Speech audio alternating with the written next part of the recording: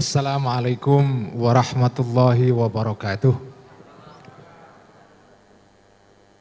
Bismillahirrahmanirrahim. Alhamdulillahirabbil alamin wa bihi nasta'in ala umurid dunya waddin. Wassalatu wassalamu ala asyrafil anbiya'i wal mursalin sayyidina wa habibina wa maulana Muhammadin wa ala alihi wa ashabihi wa man tabi'ahum bi ihsanin ila yaumiddin, amma ba'd.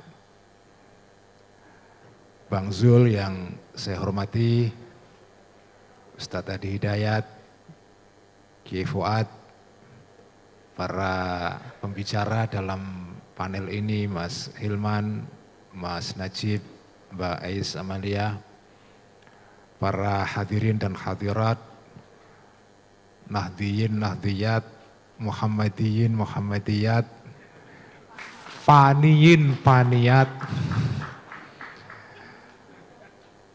Pertama-tama terima kasih kepada Bang Zul yang sudah membuat inisiatif yang luar biasa pada sore hari ini.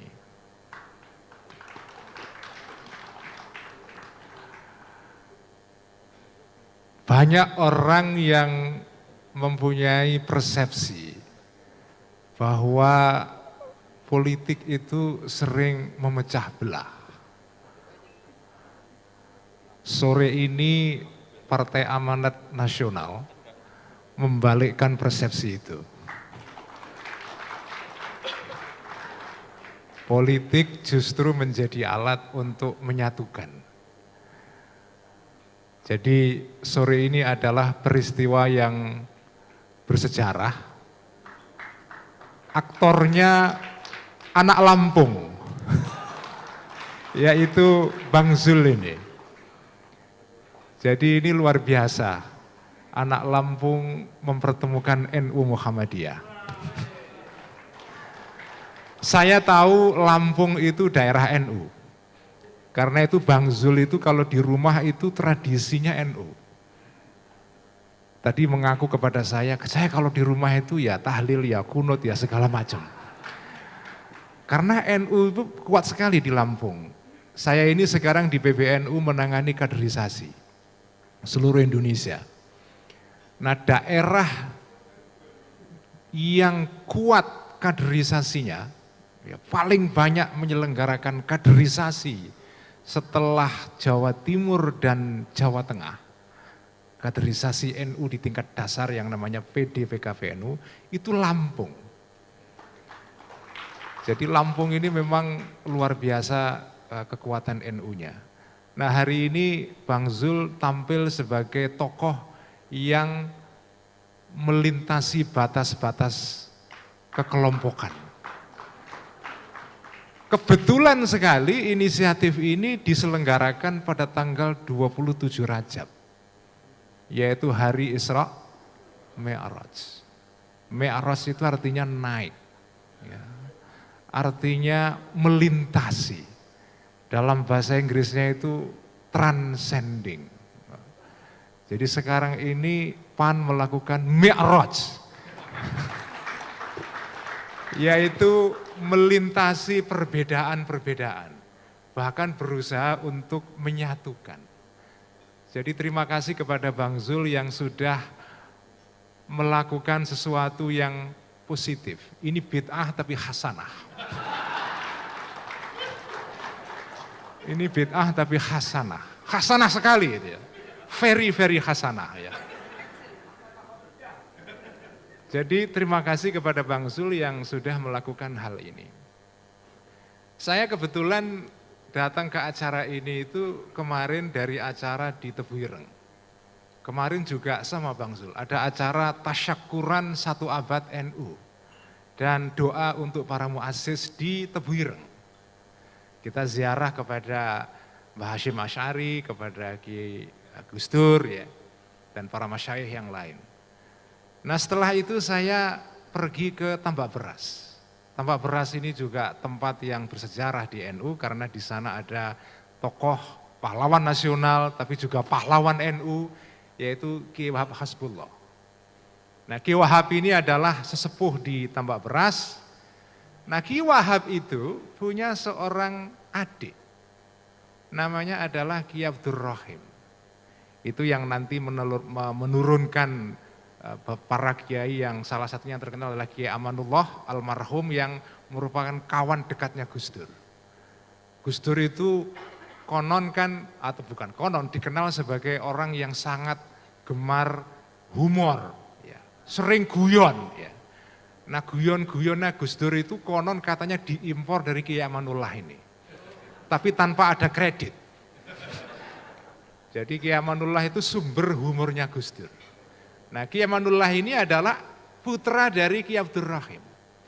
Kiai Abdur Rahim ini adiknya Kiai Wahab, menikah dengan seorang perempuan dari Yogyakarta, namanya Hajah Maswardiah. Nyai Maswardiah ini adalah keponakannya Kiai Haji Ahmad Dahlan. Jadi adiknya Kiai Wahab itu menikah dengan kader Muhammadiyah.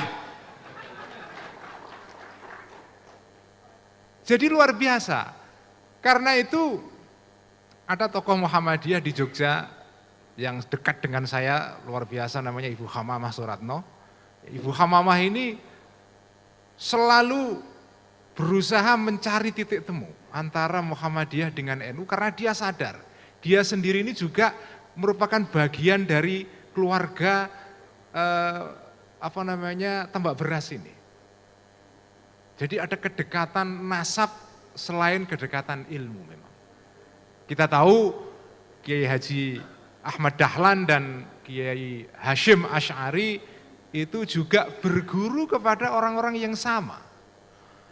Salah satu gurunya yang sangat penting adalah Kiai Soleh Darat. Kiai Soleh Darat.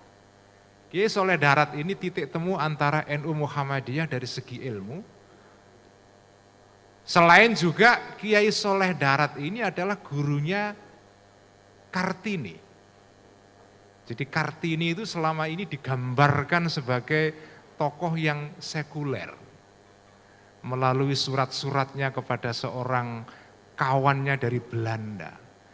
Padahal Kartini ini juga seorang yang sangat ingin belajar Islam. Kiai Soleh Darat itu menulis tafsir dalam bahasa Jawa, judulnya Faidhur Rahman, itu berkat dorongan Kartini. Karena Kartini merasa bahwa banyak orang Jawa ketika itu di awal abad 20 Muslim tapi tidak bisa membaca dan memahami Quran. Karena itu Kartini minta kepada Kiai Soleh Darat yang merupakan gurunya Kiai Hashim dan Kiai Ahmad Dahlan ini untuk menerjemahkan Quran dalam bahasa Jawa. Jadi memang ada pertemuan-pertemuan yang banyak sekali antara NU Muhammadiyah ini. Bang Zul hanya menegaskan saja. Pertemuan itu sudah ada sebetulnya. Nah, saya hari ini bersyukur sekali karena titik-titik temu ini ditegaskan. Tadi Mas Najib agak baper karena sekarang PAN kok mendekat ke NU. Memang kalau di Jawa Timur harus begitu Mas Najib. Kalau di Jawa Timur ya PAN adalah partai anak Nahdien. Kalau di tempat lain wallahu alam. Kalau di Jawa Timur ya harus begitu. Nah Bang Zul, saya mau cerita sedikit ini. Saya ini sebetulnya ada kaitan dengan PAN. Mungkin malah jauh sebelum Bang Zul. Ini sejarah yang belum pernah diceritakan, baru sore ini saya ceritakan. Jadi saya itu Bang Zul ikut terlibat di dalam rapat-rapat pendirian PAN. Mulai dari rapat-rapat yang diselenggarakan atas nama gerakan ketika itu namanya MARA. MARA. Di situ ada Pak Amin Rais, ada Gunawan Muhammad, ada Pak Abdillah Toha, ada Wimar Witular, ada Albert Hasibuan, ada Ibu Tuti Herati dan segala macam. Nah rapat-rapat terakhirnya sebelum berdirinya PAN itu adalah di Puncak, di Wisma Tempo. Saya itu mulai dari rapat marah sampai rapat di puncak itu ikut terus. Sampai deklarasi PAN tanggal 23 Agustus tahun 1998 di Istora Senayan. Nah, itu saya ikut. Cuma ketika penyusunan pengurus saya dilibatkan, saya tidak mau. Bukan apa-apa, ketika itu saya belum yakin apakah saya ini pas masuk di partai politik. Tapi saya ikut rapat-rapat dalam pendirian PAN. Jadi ada sejarahnya saya di PAN itu walaupun tidak kelihatan. Jadi kalau saya diundang oleh Bang Zul hari ini itu sebetulnya bukan sesuatu yang aneh. Dan saya senang karena inisiatifnya hari ini tuh pas sekali. 1 abad NU menjelang abad kedua dan memang tema kita ke depan adalah membangun persatuan-persatuan di antara umat Islam. Karena kalau Anda baca, ini santri-santri di sini banyak dari teman-teman NU, kalau jenengan baca Risalah Ahlussunnah wal Jamaah yang tadi juga dibaca oleh Ustaz Adi Hidayat, yang ditulis oleh Mbah Hashim Asy'ari, pesan pertama di dalam risalah itu adalah pentingnya persatuan umat Islam. Jadi Mbah Hashim itu adalah orang yang sangat peduli kepada persatuan umat Islam.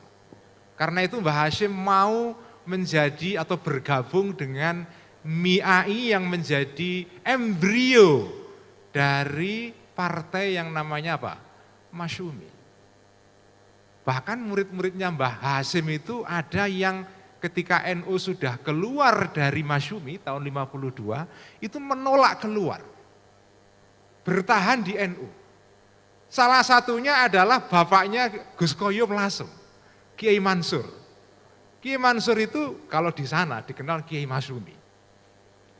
Kenapa? Karena beliau mengikuti Mbah Hashim. Aku melok Mbah Hashim. Walaupun Mbah Wahab istihadnya NU keluar dari Masyumi, tapi aku ikut Mbah Hashim. Termasuk yang bertahan di Masyumi itu antara lain adalah bapaknya Cak Nur, Nurholis Majid. Bapaknya Cak Nurholis Majid, ini saya perlu tekankan, Cak Nur itu orang NU banget. Keluarganya saya kunjungi kemarin di daerah Jombang sana di Kecamatan Bareng, itu pengurus MWC NU Bareng. Jadi Cak Nur itu orang yang sangat NU sekali. Cak Nur itu putranya Kiai Abdul Majid. Kiai Abdul Majid ini adalah santri kinasenya Mbah Hashim. Santri kesayangannya Mbah Hashim. Nah Kiai Majid ini dulu bergabung dengan Masyumi. Ketika NU keluar dari Masyumi beliau tidak mau. Karena beliau memegangi atau ngugemi fatwanya Mbah Hashim. Mbah Hashim mendirikan Masyumi, saya tidak mau keluar dari Masyumi, saya mengikuti fatwanya Mbah Hashim. Jadi Mbah Hashim itu tokoh NU yang sangat peduli kepada persatuan umat Islam. Ittihadul muslimin. Itu sangat kuat sekali. Nah karena itu ini ke depan saya kira tema persatuan umat Islam ini penting. Nah Bapak dan Ibu sekalian, mengingatkan 3 menit lagi. Saya ingin mengingatkan bahwa memang politik itu potensial menimbulkan perpecahan. Potensial. Bahkan seringkali perpecahan di dalam sejarah Islam itu timbulnya sebetulnya bukan karena masalah akidah, masalah politik. Nah karena itu orang-orang yang ada di dalam politik, saya dulu pernah di politik tapi keluar. Orang-orang yang berada di politik itu punya tanggung jawab besar sekali. Jangan sampai politik ini menjadi alat memecah belah umat Islam. Jangan sampai. Ini adalah tanggung jawab moral para politisi yang paling penting. Karena sering kali dalam sejarah partai politik menjadi alat pemecah belah umat Islam. Kita tahu di dalam 10-15 tahun terakhir perpolitikan di Indonesia muncul polarisasi yang luar biasa. Kita harus, memang itu tak terhindarkan kadang-kadang. Hukum alam dalam politik itu seperti itu. Tetapi kita tidak boleh tunduk kepada hukum alam. Manusia diberikan keistimewaan oleh Allah Subhanahu wa taala, mampu mengatasi hukum alam. Manusia tidak tunduk kepada hukum alam, tetapi bisa memanfaatkan hukum alam untuk kemaslahatan. Kalau kita tunduk kepada hukum alam secara pasif, kita turun dari manusia menjadi binatang. Dari bashar menjadi hayawan. Ciri khas manusia adalah kita itu seperti dikatakan dalam Al-Quran, wasakharna. Allah itu menundukkan alam kepada manusia. Bukan manusia tunduk kepada alam. Hukum alam memang seringkali, hukum alam itu seringkali politik itu cenderung memecah belah. Tetapi manusia adalah manusia yang istimewa, diberikan kemampuan oleh Allah untuk mi'raj, untuk naik ke atas, tidak tunduk kepada hukum alam, tapi bisa menguasai hukum alam. Tugas para politisi adalah tidak menjadikan politik sebagai alat pemecah belah, tapi menjadi alat pemersatu.